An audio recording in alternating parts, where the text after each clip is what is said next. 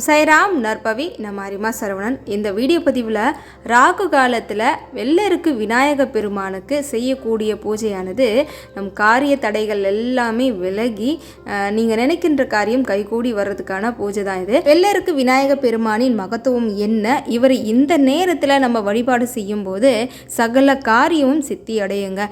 சொல்லக்கூடிய மந்திரங்களும் இந்த வீடியோ பதிவில் நான் கொடுத்துருக்கேன். வீடியோ பயனுள்ளதாக இருக்கும். வழக்கம் போல் நம்ம வீடியோவுக்கு லைக் அண்ட் சப்ஸ்கிரைப் பண்ண மறந்துடாதீங்க. பிள்ளையார் இல்லாத வீடையே நம்ம பார்க்க முடியாது. கண்டிப்பாக நம்ம எல்லாருடைய வீட்லேயும் பிள்ளையார் இருப்பார். அதோடவே இப்போ நம்ம எல்லாருடைய வீட்லேயும் வெள்ளருக்கு விநாயகர் இருக்கிறாரு. எதனால் நம்ம வெள்ளருக்கு விநாயகரை நம்ம வீட்டில் வைத்து வழிபாடு செய்கிறோம், அவருடைய மகத்துவம் என்ன, அவரை வைத்து நம்ம பூஜை செய்வதன் மூலமாக நமக்கு என்ன பலன்கள் எல்லாம் கிடைக்க போகுது அப்படின்றது இந்த வீடியோ பதிவில் நீங்கள் பொறுமையாக பார்த்து தெரிஞ்சுக்கோங்க. அதாவது நம்ம செய்யக்கூடிய பூஜைகளை ஆகர்ஷணமாக அந்த வெள்ளருக்கு விநாயகர் வாங்கி அந்த சக்தியை நமக்கும் நம்மளுடைய இல்லத்திலையும் அவர் கொடுக்குறதா ஐதீகம். அதனால தான் வெள்ளருக்கு விநாயகரை நம்ம எல்லாருடைய இல்லத்திலையும் வைத்து நம்ம வழிபாடு செய்கிறோம். இப்போ நான் பூஜையை ரொம்ப எளிமையான முறையில் தான் செய்திருக்கேங்க. நான் என்னென்ன எடுத்து வச்சுருக்கேன் என்றதை நான் உங்களுக்கு காமிச்சிக்கிட்டு இருக்கேன். இப்போ வெள்ளருக்கு விநாயகரை நம்ம வெறுமனவே வீட்டில் வழிபாடு செய்யக்கூடாது. அதாவது அவருக்கு மஞ்சள் காப்பு கண்டிப்பாக இருக்கணும். மஞ்சள் அல்லது சந்தனம் அவருக்கு காப்பு போட்டு தான் எப்போவுமே வீட்டில் பிள்ளையாரை நம்ம வச்சுருக்கணுங்க. வெறும் சந்தன காப்பா போடாமல் நான் சொல்லக்கூடிய இந்த பொருட்கள் எல்லாம் சேர்த்து அவருக்கு சந்தன காப்பா போடும்போது அவரோட ஆகர்ஷணம் இன்னும் சக்தி மிகுந்ததாக இருக்கும். நான் என்னென்ன எடுத்து வச்சுருக்கேன்னா, கொஞ்சம் மஞ்சள், ஒரு சந்தனம், அதோட ஜவ்வாது, பச்சை கற்பூரம் கொஞ்சம் சேர்த்துக்கோங்க. என்கிட்ட இந்த சந்தனக்கட்டை இருக்குங்க. சந்தனக்கட்டை ஒரு முறை திருப்பதி போயிருந்தோம். கீழ் திருப்பதியில் அலமேலு மங்காபுரம் இருக்குல்ல, அங்கே வாங்கினேன். இந்த குறிக்காரங்களாம் இருப்பாங்களே, அவங்கக்கிட்ட ஒரிஜினலாக இருக்கும் இல்லையா, அந்த மாதிரி சொல்லி பார்த்து வாங்கினது. வாசனையும் ரொம்ப அருமையாக இருக்கும். அதையுமே கொஞ்சம் இழைச்சி நம்ம பூஜை சாமான்களுக்கெலாம் மஞ்சள் குங்குமம் வைக்கும்போது, சாமி படத்துக்கு மஞ்சள் குங்குமம் வைக்கும்போது இந்த சந்தனக்கட்டை இழைச்சி வைக்கிறது ரொம்ப நல்லது. நீங்கள் வெறும் சந்தனமும் பூசலாம், மஞ்சளும் பூசலாம். ஆனால் இதெல்லாம் சேர்ந்து வைக்கும்போது அப்படியே நல்ல மனம், அந்த பூஜை அறையே பார்த்திங்கன்னா அவ்வளோ தெய்வீக மனமாக இருக்கும். பிள்ளையாரும் சும்மா கமன்னு இருப்பார். இது ஜாதிக்காங்க. ஜாதிக்காவும் அதிலேயே சேர்த்து கொஞ்சம் நல்லா இழைச்சிட்டேன்னா ஜாதிக்காவுக்கு தனி மகாலட்சுமி கடாட்சமே உண்டு தனியாக. அதனால் அதையுமே கொஞ்சம் எப்போவுமே பூஜை நம்ம சாமி படத்துக்கெலாம் பொட்டு வைக்கும்போது கொஞ்சம் இழைச்சி சேர்த்துக்கோங்க. இது எல்லாமே பன்னீர் விட்டு தான் நான் இழைச்சிக்கிட்டேன், தண்ணீர் விடலைங்க.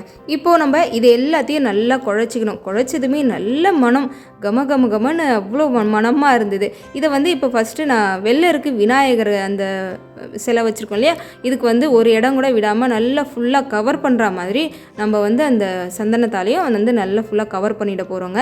எல்லார் வீட்லேயும் கண்டிப்பாக இந்த மாதிரி தான் வைக்கணும். சும்மா ஒரு பொட்டு அந்த மாதிரி வைக்கக்கூடாது. எல்லா பக்கமும் சந்தனம் முழுக்க நிரம்பி இருக்கணும். இல்லை மஞ்சளும் நீங்கள் போட்டு வைக்கலாம். இந்த வெள்ளருக்கு அப்படின்றது உங்களுக்கே தெரியும், பிள்ளையாருக்கு எப்போவுமே அருகம்புல் ரொம்ப பிடிச்சது வைப்போம். அதே போல் இந்த வெள்ளருக்கு பூவையும் ரொம்ப அவருக்கு விருப்பமானதுன்னு நம்ம சாமிக்கு அவருக்கு படைப்போம் இல்லையா. இந்த வெள்ளருக்கு பார்த்திங்கன்னா சூரியனுடைய முழு ஆகர்ஷணத்தோட, அதாவது 12 வருடங்கள் தண்ணி இல்லாமலே அந்த செடியானது உயிரோடு இருக்குமா.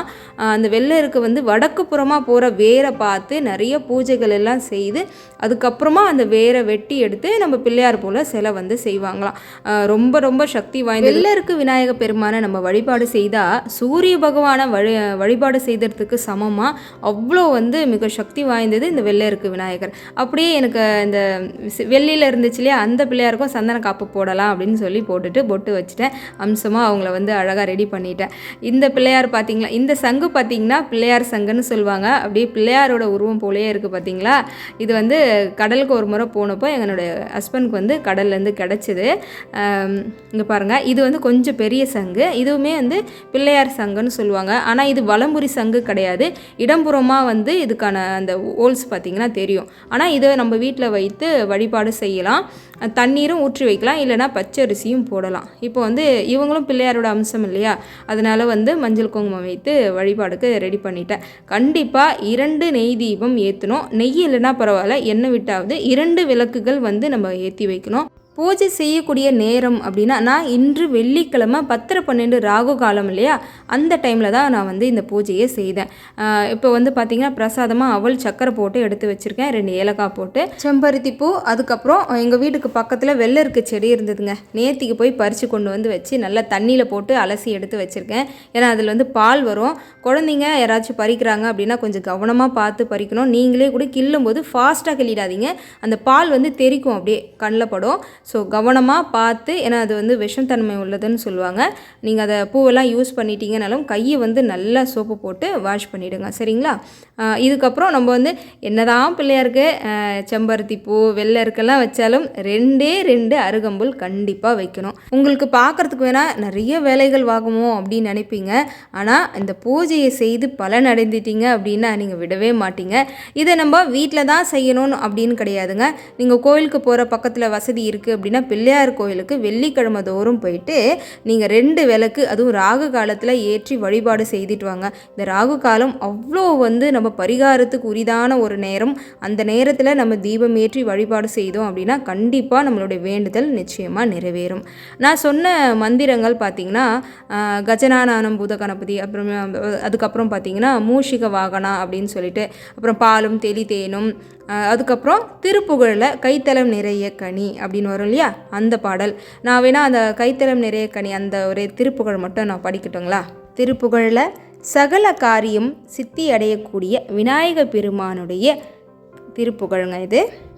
கைத்தல நிறைய கனி அப்பமோடவல் பொறி கப்பிய கரிமுகன் அடிப்பேணி கற்றிடும் அடியவர் புத்தியில் உரைப்பவர் கற்பகம் என வினை கடிதேகும் மத்தமும் மதியமும் வைத்திடும் அரண்மகன் மற்பொரு தீரல் புய மதையானை மத்தள வயிரனை உத்தமி புதல்வனை மட்டவிழ் மலர்கொடு பணிவேனே முத்தமிழ் அடவினை முற்படுகிரிதனில் முற்பட எழுதிய முதல்வோனே முற்புறம் ஏறி செய்த அச்சிவனுரை ரதம் அச்சது பொடி செய்த அதிதீரா துயரது கொடு சுப்பிரமணி படும் அப்புன மனநிடை இபமாகி அக்குற மகளுடன் அச்சிறு முருகனை அக்கண மனமருள் பெருமாளே பெருமாளே பெருமாளே. குரல் நல்லா இல்லைன்னு என்னை திட்டாதீங்க. சரி, எப்படியும் அக்கா எனக்குக்கா இந்த திருப்புகழ் இது அப்படின்னு கண்டிப்பாக கேட்பீங்கள. நான் வந்து லைட்டாக வீடியோவாக கொடுக்குறேன், முடிஞ்சால் எழுத முடியுமான்னு பார்த்துக்கோங்க. மேலே ஸ்டார்டிங் பார்த்தீங்கன்னா தத்தன தன தனன்னு வருதுல்ல, இதை படிக்கணுமா அப்படின்னு சொல்லி கேட்டிங்க. அதாவது நம்ம படிக்க போகிற அந்த திருப்புகழுக்கான ராகம் தான் அது. தத்தன தன தன தத்தன தன தன, அந்த ராகம் எடுக்கிறதுக்காக தான் அந்த மேலே அந்த லைன் கொடுக்கறது. அதனால் நீங்கள் அதை படிக்கணும் அப்படின்னு தப்பாக எடுத்துக்காதீங்க. அது ராகம் அது, சரிங்களா? ஓரளவுக்கு பார்த்து எழுதி வச்சுக்கோங்க. பிள்ளையார் ரொம்ப ரொம்ப அவசியமான ஒரு திருப்புகழும் கூட. இதை நீங்கள் வந்து எப்படி படித்தாலும் சரி, பாட்டாக படித்தாலும் சரி, இல்லை படித்தாலும் சரி, சகல காரியம் சித்தி அடையக்கூடிய ஒரு திருப்புகழ். அதுவும் விநாயகரை வழிபட்டாலே எல்லா தெய்வங்களோட அனுகிரகமும் ஆகர்ஷணமும் வந்து நமக்கு பரிபூர்ணமாக கிடைக்கும். அதனால் யாரும் மறந்துடாதீங்க. இந்த வழிபாட்டு முறையினை பார்த்திங்கன்னா நீங்கள் கோவிலுக்கு போய் பரிகாரமாகவும் நீங்கள் இதை செய்யலாம். தொடர்ந்து ஒரு 9 வாரம் அந்த மாதிரியும் நீங்கள் வெள்ளிக்கிழமை ராகு காலத்தில் செய்யலாம். இல்லை நீங்கள் வீட்லேயே வெள்ளருக்கு விநாயகர் வச்சுருக்கீங்கனாலும் இதே போல் நீங்கள் எப்போவுமே வந்து ஒரு 9 வாரம் அந்த மாதிரி செய்து பார்த்தீங்க அப்படின்னாலே ஏதாவது ஒரு வேலை உங்களுக்கு தடைப்பட்டுக்கிட்டே இருக்குது அப்படின்னா முழுமுதற் கடவுளான விநாயக பெருமானை வணங்கினீங்கன்னா அந்த காரியமானது கைகூடி சித்தி பெறும் அப்படின்றது வந்து சத்தியமான உண்மை, சரிங்களா? இந்த வழிபாடு எப்படி இருந்தது, உங்களுக்கு பயனுள்ளதாக இருக்கும் அப்படின்ற நம்பிக்கையோடு கொடுத்துருக்கேன். வீடியோ எப்படி இருக்குன்னு கண்டிப்பாக உங்களுடைய கமெண்ட்ஸை நான் எதிர்பார்ப்பேன். அதே சமயம் வீடியோக்கு லைக் கொடுக்கவும் மறந்துடாதீங்க. உங்களுக்கு தெரிஞ்சவங்க எல்லாருக்கும் நம்ம வீடியோ பதிவை ஷேர் பண்ணுங்கள். நாளைக்கு ஒரு அற்புதமான மிராக்கல் வீடியோ வரப்போகுதுங்க. என் வாழ்க்கையில் ஒரு அற்புதமான ஒரு திருநாள், அதாவது வியாழக்கிழமை தேய்பிர சஷ்டி என்று நடந்தது. நாளைக்கு வீடியோ பதிவாக வரும், கண்டிப்பாக மறக்காமல் பாருங்கள், சரிங்களா?